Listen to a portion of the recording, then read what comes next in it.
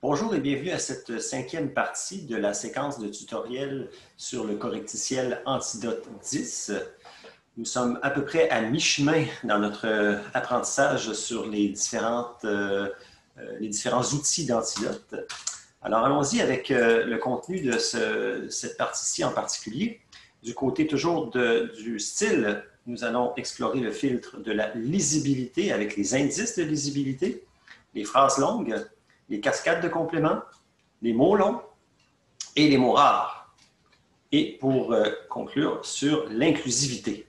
Alors, voici plein d'outils qui sont fascinants et spécifiques à Antidote et qui gagnent à être connus, bien sûr. Alors, on revient avec mon texte habituel. J'ai toujours, je vous rappelle, pour ceux qui plongeraient là, pour la première fois dans cet atelier, je dirais qu'on avait vu langue, typographie et plusieurs éléments de style. Et nous sommes maintenant parvenus à l'étape de la lisibilité.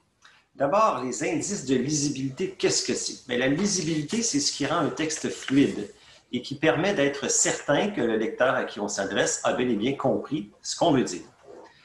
Et pour ça, bien, sachez qu'il existe différents types d'indices qui ont été créés par différents chercheurs, Antidote étant le dernier en lice.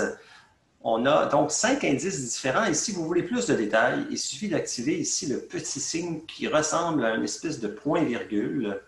Donc, on dit pour en savoir davantage de cliquer dessus parce que c'est quand même, bon, on parle quand même d'indices qui ont chacun leurs caractéristiques. On a Antidote, Flèche, Flèche Kincaid, Gunning Fog et Coleman Leo. Allons-y parce que ça vaut la peine de jeter un coup d'œil de ce côté-là. Donc, on nous ouvre en fait un des guides en passant dans la section style pour l'indice de lisibilité. Alors, Antidote, pour son indice à lui, c'est sur une échelle, et là, je vais ici dégager légèrement pour qu'on le voit.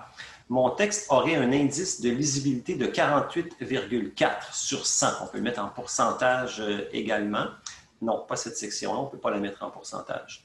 Donc, revenons à ce que je disais. Donc, 48,4 sur 100. Et c'est un score donc, qui va de 0, très difficile, à 100, très facile.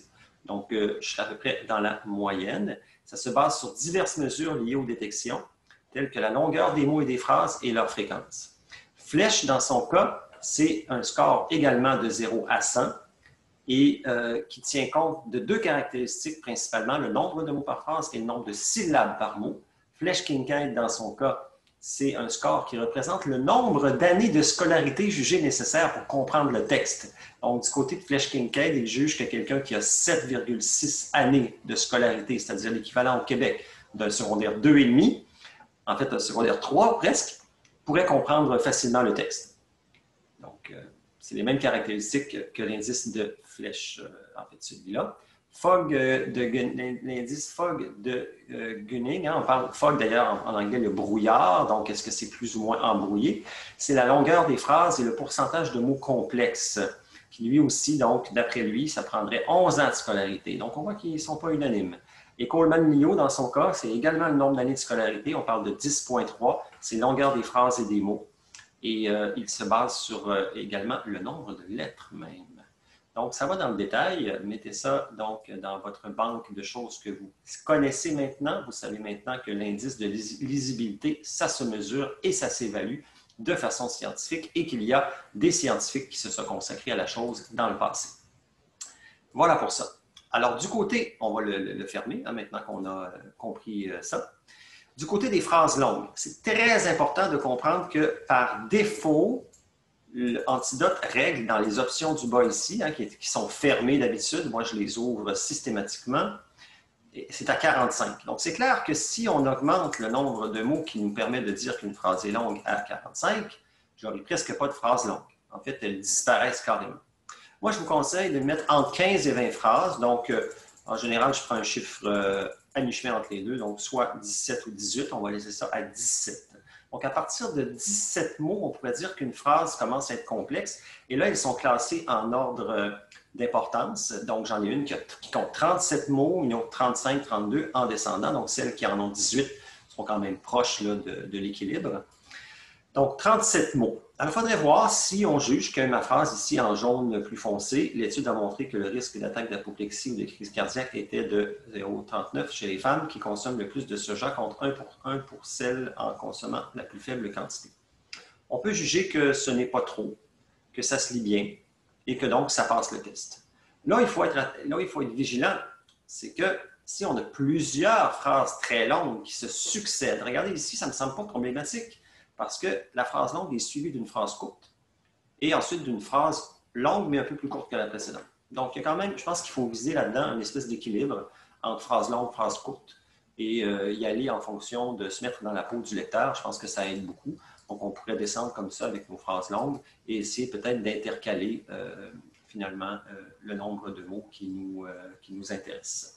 On dit ici, des phrases trop longues peuvent dérouter votre lectorat, segmenter vos idées. Le point et le point-virgule sont là pour ça. Voyez les options au bas de la liste pour moduler les résultats. Voilà. Donc, on peut maintenant fermer les phrases longues. Vous comprenez maintenant de quoi il s'agit. Les cascades de compléments, c'est intéressant, c'est un nouveau filtre qui n'était pas présent dans Antidote 9 et qu'on a maintenant, très pratique. On a tendance des fois à faire des cascades de compléments. Qu'est-ce qu'une cascade de compléments? C'est donc dans une phrase, quand on a plusieurs pronoms qui relient ou plusieurs prépositions qui font finalement qu'on a des propositions secondaires qui s'enchaînent ou plusieurs compléments qui s'accumulent. Donc, il s'agit d'un logiciel qui, une fois installé sur votre ordinateur, prend en charge tous vos programmes, du courriel à Word en passant par Excel et PowerPoint. Donc, c'est un peu normal que j'ai plusieurs compléments parce que j'ai une énumération des capacités d'installation dans les différents logiciels. Donc, moi, ici, je ne serais pas mal à l'aise de le laisser. Mais c'est au cas par cas. Il faudrait voir dans votre texte à vous, peut-être que vous jugerez qu'il ne faut pas trop en abuser. Et c'est peut-être un travers que vous avez, que vous ignorez, que vous avez tendance à faire des phrases complexes comme ça. Et Antidote va vous le dire, va démasquer cette faiblesse-là chez vous. Donc, voilà pour ça. Alors, en passant, on peut toujours voir ici le petit commentaire. Trop de compléments successifs enchâssés peuvent nuire à la fluidité et à la compréhension. Vérifiez si une reformulation avec moins de compléments est possible. Voilà. Petit conseil très avisé. Alors, les mots longs, on aura tendance à peut-être à les éviter, d'autant plus qu'ici, il s'agit d'un adverbe. Que veut dire indéniablement? Le suffixe en MENT veut dire de façon. Donc, de façon indéniable. Est-ce qu'on a besoin de dire indéniablement? Je dirais qu'ici, il n'y a qu'un seul mot long dans mon texte. Je n'ai pas beaucoup d'adverbes en main, donc on pourrait le laisser. Il y a également les mots rares. Donc, isoflavone, terme spécialisé. Alors, la question, est-ce qu'on le laisse? Regardez qu'est-ce qu'on nous dit ici. Des mots plus rares, plus recherchés enrichissent le texte, mais ils sont bienvenus dans un texte littéraire. Par contre, dans un texte, dans d'autres contextes, ça peut nuire. Donc, assurez-vous d'être, si on veut, de faire des bons choix. Ou alors d'expliquer le sens du mot quand vous pensez que votre lecteur ne le comprendra pas. Ensuite, il y a l'autre filtre qui est celui des abréviations. Alors, il nous indique où elles se trouvent et est-ce qu'elles sont problématiques. Par exemple, si j'écris cégep, C.E.G.E.P. il va me dire que cégep, dans le fond, aujourd'hui, s'écrit en un mot. Et également, si j'écris ONU ou UNESCO, alors il va me dire, voici une abréviation. Est-ce que les gens qui vont te lire vont la comprendre? Alors, ce sera à vous de le préciser à ce moment-là. Et finalement, on conclut cette section pour clore l'immense et le très riche prisme du style avec l'inclusivité, qui est tout à fait de notre temps. Alors, du côté du correcteur, ici, est-ce qu'on parle de non inclusif? À moins que le nom correcteur représente ici une chose ou un concept, préférez si possible une formulation inclusive. Alors, non épicène, collectif, doublet. Il y a plusieurs façons de le vérifier du côté des noms ou des pronoms. Et ici, je vais me permettre une petite parenthèse pour vous montrer dans, non pas de la lisibilité, mais du côté est-ce que je le retrouve? Du côté de... non, ce n'est pas ça. Ah, c'est ici. Ce que je voulais vous montrer, c'était l'inclusivité.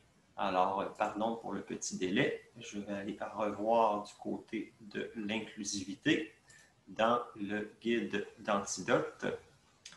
Donc, on y va avec l'inclusivité. Si vous me laissez 3 secondes, tout à coup, je ne le trouve pas. Donc, écoutez, j'en reparlerai dans la vidéo suivante. Voilà. Alors, merci d'avoir suivi. Et à partir de la prochaine formation, nous allons voir du côté de la révision pragmatique plusieurs sous-éléments dans le pragmatique, dans le sémantique et dans le logique. Alors, merci beaucoup pour votre attention et à la prochaine.